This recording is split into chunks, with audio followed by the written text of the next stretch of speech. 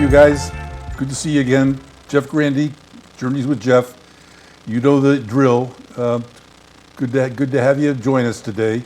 We have a great guest, as we always do, and I want to thank you for your emails and your phone calls and so on. They're very encouraging and very complimentary in terms of you enjoy the guests that we have on and the stories that the journeys that they share with us. Today we have a wonderful guest, a young lady named Sara DeGraff. She is born and raised in New York City. Sara is a Caribbean American. She has a bachelor's degree from Marymount University in international studies, and a master's degree from Queens College in urban studies and social research. She's been very active, as you can imagine, in the world of trying to help people, enable people in all parts of the world, of all persuasions, to have a better life. She is also a very accomplished, which we'll talk about in a minute. She's authored several books. She's written a book of poems and essays, which we'll talk about. But want to get her to join us right now. Sara? Hey, good afternoon. Thank you for having me. My name is Sara DeGraff, and I'm so glad to be here with you to tell you more about me. I do have a bachelor in international studies from Marymount Manhattan College in Manhattan. And then after that, I needed to go to the UN to do an internship. So they were like, you have to have your master's. So I went to Queens College and did 2 masters, one in urban studies. It's like public policy, and the other one is in sociology, but mostly applied social research, qualitative and quantitative studies. How did you get interested in doing that kind of work? I mean, which work are you talking about? Well, with the international studies and the social research and working with UN and different programs. When I was growing up, my uncle, he was a Hispanic guy, and he came to the Caribbean islands, and then he had an orphanage. So from as long as I can remember, I was helping people. He had a health agency, and he had doctors and nurses coming. So I was like probably 7, 8, trying to help people when they got hurt. And then they had an orphanage. So I had to feed the kids, the poor kids, and also help them with any things that they needed, because I was about their age and they had no parents.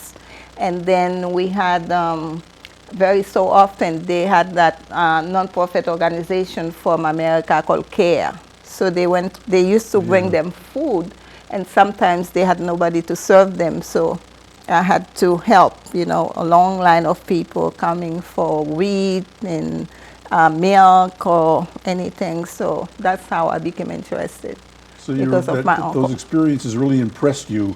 Yeah. And you felt some sort of a compassion for these people, and and as you grew up, you followed that path. Yeah, I wanted to have a bachelor in international studies, so that's when I went to Marymount Manhattan College, and on a like a merit scholarship, because I did 2 years from another university, and then I transferred to Marymount Manhattan College because I used to watch all my children.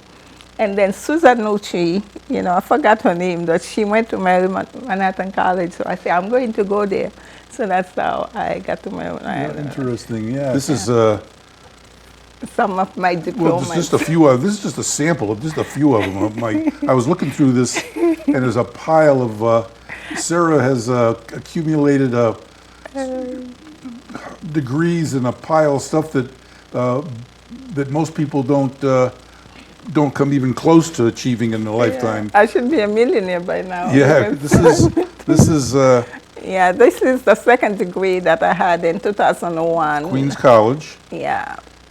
And this is, Yeah, this is also from Queens College, that in urban studies. And then this is from Marymount Manhattan College. I have Bachelor in International Studies. And I was also the president of the International Studies Club. And actually, that's where I met a professor from Queens College. Because I went to the UN, they say, no, even though you are doing so much, you needed to be going to graduate school before you could do, you know, an internship at the UN. So that's how I got into Queens College, because I met one of the professors when I was organizing an event at Marymount Manhattan College. okay, And, we got, what else do we have here? I mean, I know about grant proposal, but it's too many. You don't have to show all of them. All right, It's just okay. I want to get a, I could the talk about community them. college, Alliance Certificate of Completion For a grant proposal. Because, for grant proposal. Yeah. Okay, this is a UConn leadership, and this is signed by Gino Oriyama and the UConn Huskies. Sarah completed a program there. At Another UConn. UConn certificate. Nonprofit management and leadership. That's down here. Yeah. And I mean, there's. I'm not going to try to cover all of them, but there's tons of stuff here indicating the degree to which Sarah has involved herself with just with helping other people and working with other people, and you see that's been what have you in recent years. What have you been employed doing?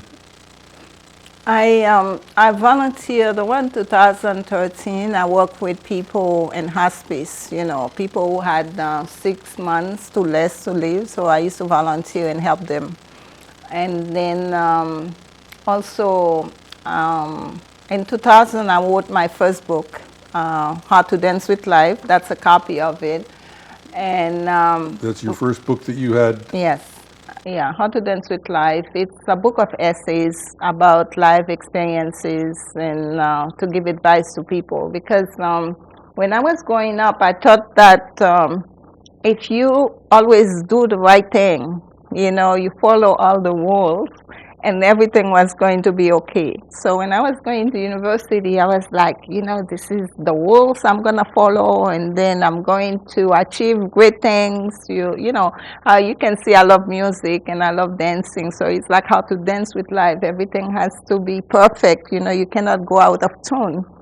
And as I grew up, I'm working on another book. It's like you've got to boogie until you die, because I realized that it's not about following the rules. It's about doing whatever it takes to survive. And my book of poetry is Nighttime. So it was very sad, you know, dark poetry. And at that time I was married and I was very happy. And but my my poems, they are very dark. So people thought that, you know, I was sad. But when I'm writing, I go to that sad, you know, part of me, you know, that, you know, to be inspired. I don't know where it comes from, because I'm usually an happy person. I'm very happy. I was But- going to ask you where that sad part comes from. Is there? Right. I mean, you know, is there some? Did the little girl, Sara DeGraff, the little girl, have some sorrow in her life that she kind of is a storehouse for what? Yeah, probably, because I grew up, even though my dad and mom, they were alive, but I spent the early parts of my life with my aunt who died when I was like probably 7, 8 years old. And then my uncle, the, you know, Hispanic man I told you about, who taught me so much about philanthropy and helping others, he died 2 years later. And then I had to go back to my mom and dad, and you know, and the people that I grew up with who were shaping my life, they were gone, and it was very difficult for me. Maybe that's where, you know, I became sad, because after my aunt died, my uncle used to go to the cemetery all the time with me. So we had to go Saturday, Sunday, and then clean the grave, and he was always there. And then he died. And my life changed. And and then I stayed with my mom and dad, and then I started writing. So that's when I started writing and listening to French music. And I think maybe whenever I have to write, I go to that part of my life. It's like it was interrupted. I had a great childhood. My aunt was there, my uncle, and then suddenly, I had to go back. Not that I don't love my mom and dad, but it was a different. And it was more intellectually stimulating. My uncle, he had the greatest writers coming, the greatest politicians, and, I was always there. But my mom and dad, it was more like business, oriented lifestyle. Yeah. And that did not suit me very well. Yeah. Yeah, so that's probably why. Your aunt and uncle, their actions and what they were doing in their lives resonated More with you me. more than Yes. Yeah. I think so. But I think that's wonderful that you're able to reach back to that little girl, that young lady, hurt, sad girl in some ways, and give her a voice. Yeah, I think through your so. poetry. You give her a voice to share her feelings with herself and with you and with the world. Yeah, I think so. Now that, it's just coming out right now because all this time I was asking myself why I'm so sad, when I'm writing poems, everybody's asking me. I was like, I don't understand. And my ex-husband used to say, they're going to think I'm beating you all the time, but we're happy. And now that I realize that it was because of my aunt and uncle. Are we doing like psychotherapy with me? Well, a catharsis right here on TV in front of millions of people. No, but that's wonderful. That's very very powerful to share that. Yeah. And so you're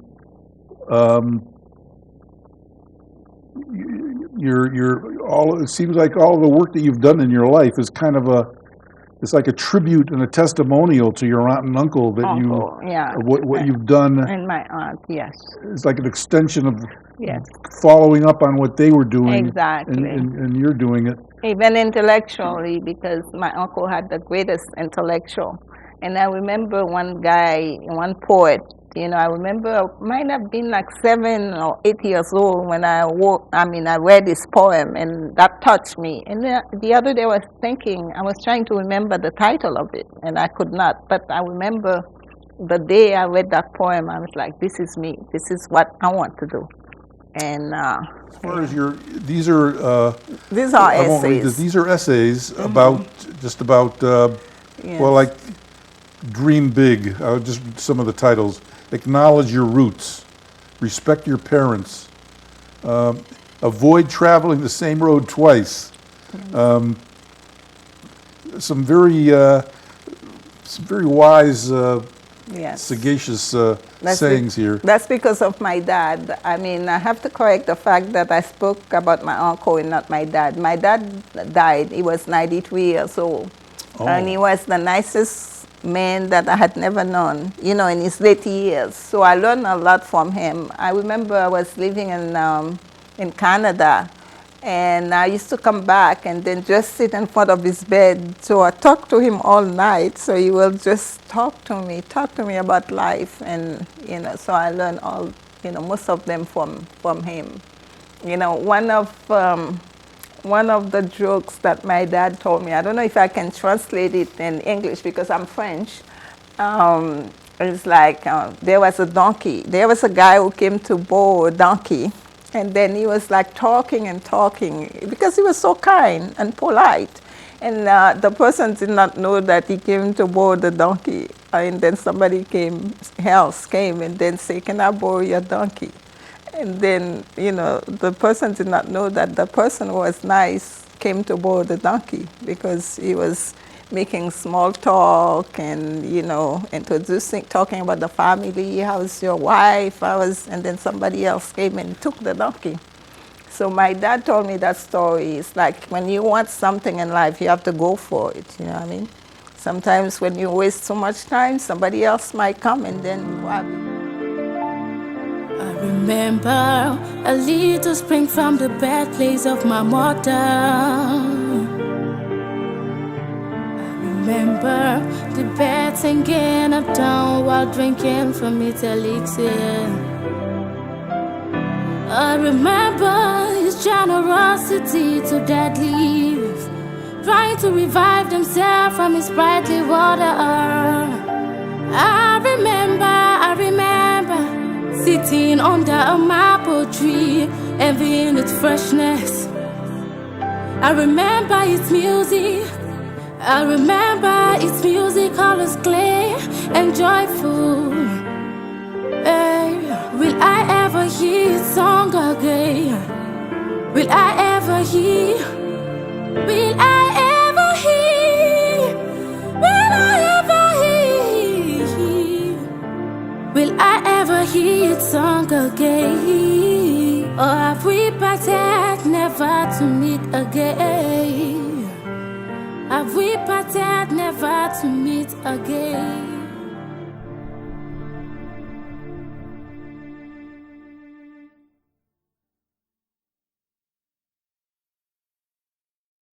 You know, aside from your college education, the degrees and the academic work you've done, you've also, as we talked about, we also have been an author. You've Yes, for many years. Not only for me, I published a bunch of African American authors.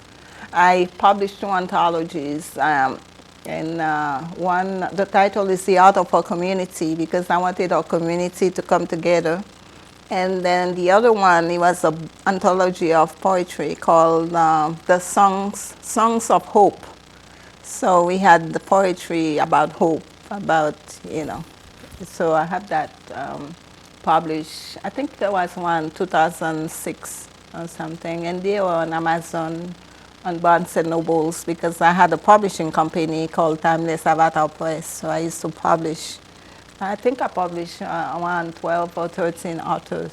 Well, if any of the viewers want to, I want to make sure that they have the opportunity. Do you have a website or an email address or yes, I have. That people, in case people want to learn yes. more about your writing and. I do have a YouTube. I have a YouTube channel. If you go to YouTube and type Sara DeGraff, you will find me. But I have 2 channels. I have one for my my show, TV show. As you know, I'm also a TV producer from Nutmeg, and then I did about 2 shows here. Yeah, so I have 2 YouTube channels, one for the nonprofit world and then one for my poetry. And I'm also trying to upload them to TikTok and Instagram. But they will find me because of my TV shows that I did in Connecticut in 2018, I was nominated as a Hartford Current Hero, hometown hero. And they came to Nutmeg and filmed me, so I was, you know, in the newspaper.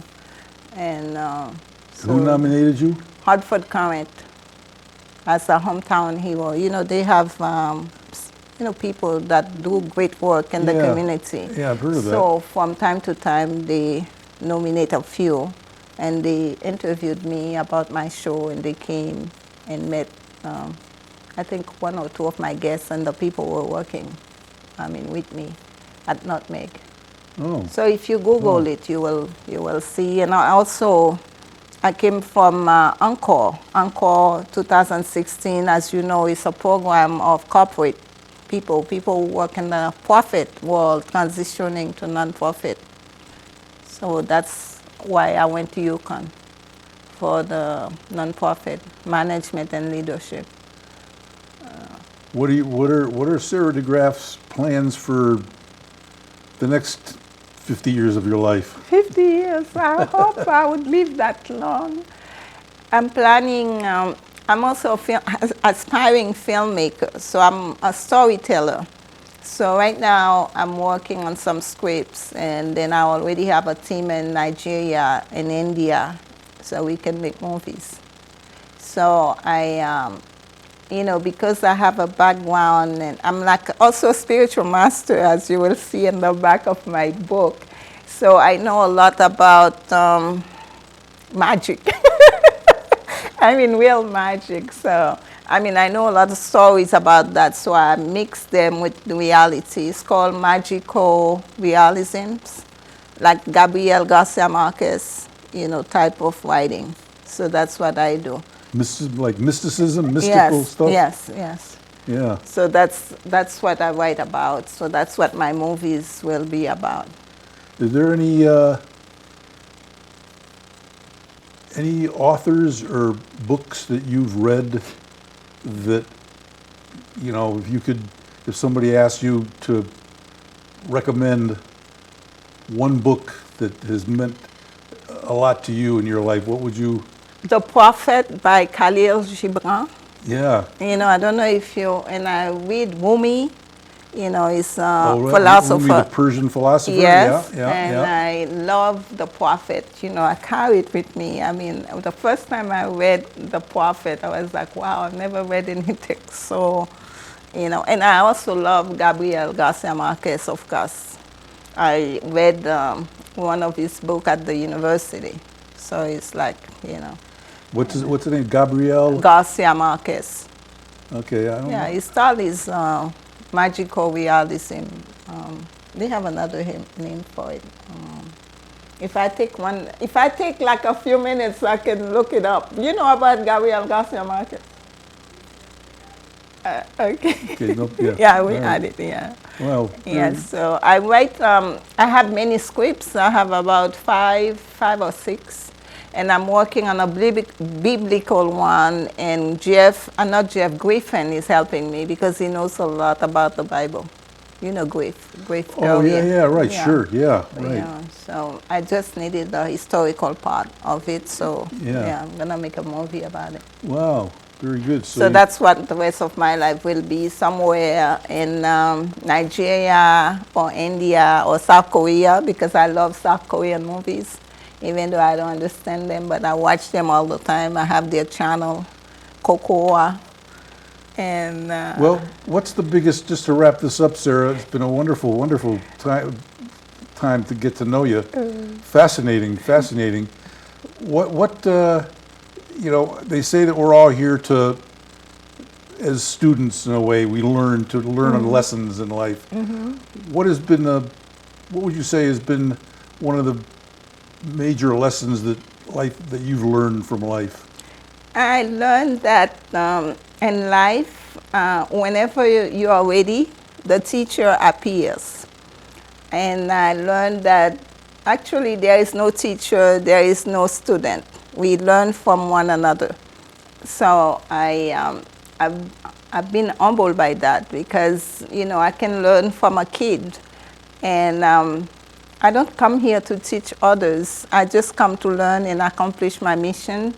And actually, I believe in reincarnation. So I had a very amazing discussion about reincarnation. I met a guy, and I was like talking to him about reincarnation. I believe I was here before, because I used to work for TWA. So I travel all over the world, and I'll go to some places. It's like I've been there before. And then he introduced me to something called genetic memory. He says, maybe it's not reincarnation. Maybe we have memories in our DNAs. So it was very fascinating, because for me, as an African-American woman, I'm thinking about slavery. I'm thinking, wow, if I have all those traumatic, things that happened to slaves being brought to the New World, maybe that's why my poetry is also, my poems are sad, you know what I mean? So sometimes I think about that. But as a spiritual master who knows a lot about things, because I have, I grew up with the, we know about voodoo, obia, and all those things. And then we became Catholic. It's like all African religions being hidden behind the Catholic religion. All the spirits are called, like St. Patrick is a spirit. The Virgin Mary is a spirit. So spiritually, I grew up like very confused person, who am I? That's what one of my poems, I say, who am I? Who have I become? Because I don't know. Am I, I'm an African priestess, or I'm a child of God from the Catholic religion. So we are like It's crazy. Well, just to close on that thought, Yeah. we are out of time, but I just want to respond by saying that I think it takes some courage for a person to conclude after the day is over and the books are closed and the voices are turned off, and to just say to yourself, life is such a deep, dark mystery, and I really have to concede or admit or reconcile myself to that. I don't know. Yeah. That's a tough thing for people to tell each other, to tell themselves. I don't know. But I think that's very, very good. I want to. 1 second, I want to add something, and that's how I concluded my book, Nighttime. The title of my poetry book is Nighttime, and I say the whole purpose of life is the unveiling of truth. You know, so it's like you don't know. You know, you just, Yep. you're Very just good. learning. Right. Yeah. Well, thank you very much, Sara DeGraff. I want to thank you. People out there, please feel free that, as with all the guests, YouTube, share with your friends. Share with your friends if anything that you feel is worthy of sharing with your friends and relatives and other people. Pass all this on. The more people that hear it and learn about it, the better. Thank you very much, and we'll see you next time.